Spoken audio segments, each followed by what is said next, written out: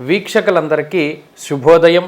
ఈరోజు భగవంతుని యొక్క అనుగ్రహంతో మీరు తలపెట్టినటువంటి కార్యక్రమాలన్నీ కూడా చక్కగా దిగ్విజయంగా పూర్తి అవ్వాలని, భగవంతుని యొక్క అనుగ్రహం అందరి మీద కూడా ఉండాలి అని చెప్పి మనస్ఫూర్తిగా భగవంతుని ప్రార్థిస్తూ ఇక ఈరోజు ఉండేటువంటి ముఖ్య విషయాల గురించి తెలుసుకుందాం.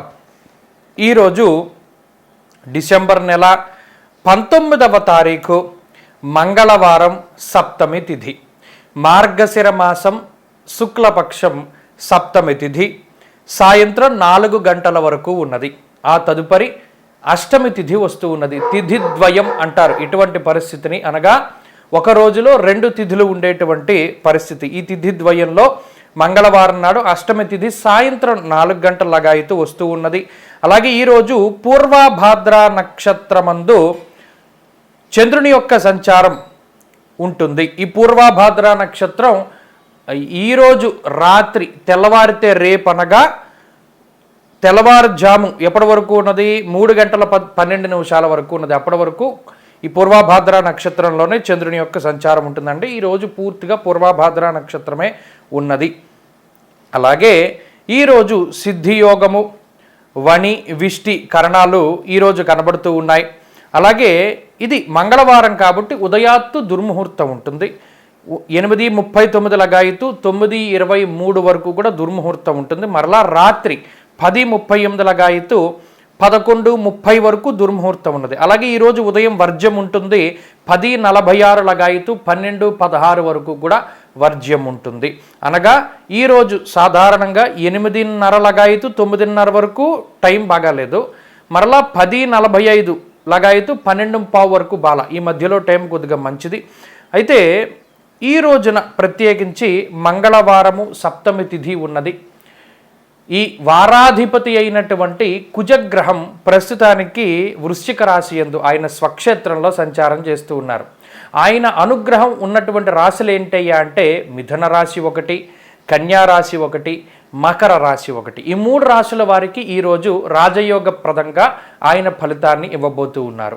అలాగే కుంభరాశిలో మరి చంద్రుని యొక్క సంచారం ఉంటుంది కాబట్టి చంద్రబలం ఉన్నటువంటి రాశులు ఏంటయ్యా అంటే మేషరాశి ఒకటి, వృషభ రాశి ఒకటి, అలాగే సింహము, కన్యా రాశులు, అలాగే కుంభరాశి ఒకటి, ధను రాశి ఒకటి. ఈ రాశుల వారికి కూడా చంద్రబలం ఉండడం వల్ల మధ్యస్థమైనటువంటి ఫలితం, మానసిక ప్రశాంతతాదులు ఇవన్నీ కూడా ఉంటాయి. అలాగే భాను శుక్రే చిన్న ఉత్తరే శుభమంగరే. ఈరోజు ప్రత్యేకించి ఉత్తర దిక్కు ప్రయాణం అనేటువంటిది చెయ్యకూడదు. ఉత్తర దిక్కు ప్రయాణం నింద్యము. ఒకవేళ ఖచ్చితంగా మనకు ఉత్తరానికి ప్రయాణం చేయవలసి వస్తే కొంత తూర్పుకు వెళ్ళి ఉత్తరానికి వెళ్ళడం ద్వారా వారసూలాది దోషం అనేటువంటిది తగ్గుముఖం పడుతుంది. అలాగే ఈరోజు మంగళవారం కాబట్టి ఇది ఏ విధమైనటువంటి శుభ కార్యక్రమాలు చేయడానికి కూడా పనికి రానటువంటి రోజు. మరి దేనికి పనికి వస్తుంది? మంగళవారం నాడు ఏ పని చేసినా మారు కోరుతుంది అన్నది శాస్త్రం. అంటే మంగళవారం నాడు ఏదైనా ఒక పని చేశారనుకోండి, మళ్ళీ మళ్ళీ చేస్తూ ఉంటారు. ఈ రోజున ఏదైనా ఒక కొత్త పనిని ప్రారంభించారనుకోండి, ఆ పనిని మరలా తిరిగి ప్రారంభించాలి. అంటే ఏంటది? ముందుకు వెళ్ళదని. మరి ఏం చేయొచ్చు? అప్పు తీర్చడం చెయ్యొచ్చు. అప్పు తీరిస్తే దానికి మరలా అప్పు తీర్చేటువంటి సామర్థ్యం మీకు పెరుగుతూ ఉంటుంది. అంటే ఏదో ఒకటి కొనుక్కుంటారు వస్తువు, ఈఎంఐల్లోనూ మరలా వాటిని తీరుస్తూ ఉంటారు.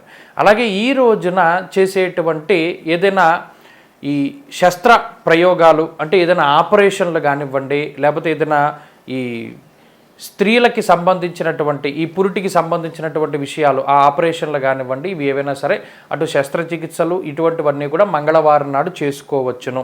అలాగే సప్తమి తిథి చాలా మంచిది కాబట్టి సప్తమి తిథికి సంబంధించినటువంటి శుభ కార్యక్రమాలు మాత్రం చెయ్యకూడదు. అనగా మనం విధియ రోజున, తది రోజున, పంచమి రోజున ఏ విధమైనటువంటి శుభ కార్యక్రమాలు చేస్తున్నామో అవి సప్తమి రోజు కూడా చేయొచ్చు. అయితే మంగళవారం నాడు కాబట్టి ఈ రోజు అది ప్రత్యేకంగా మనం చెయ్యకూడదు.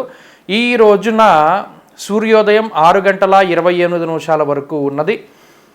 ఆ తదుపరి 6:28 లగాయితూ 7:28 వరకు కూడా కుజహోరా సమయం ఉంటుంది.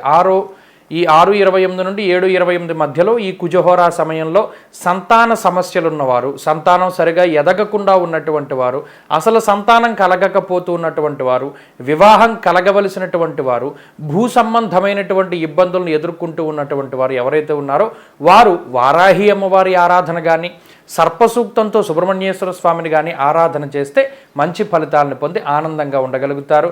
ఎవరైతే మిగిలిన రాశులు, మనం ఇందాక చంద్రబలం కుజబలం లేనటువంటి రాశుల వారు ఉన్నారో వారు కూడా అటు సుబ్రహ్మణ్య ఆరాధన గనక విశేషంగా చేయగలిగితే వారికి మంచి ఫలితాలు ఈరోజు సంప్రాప్తమవుతాయి. స్వస్తి.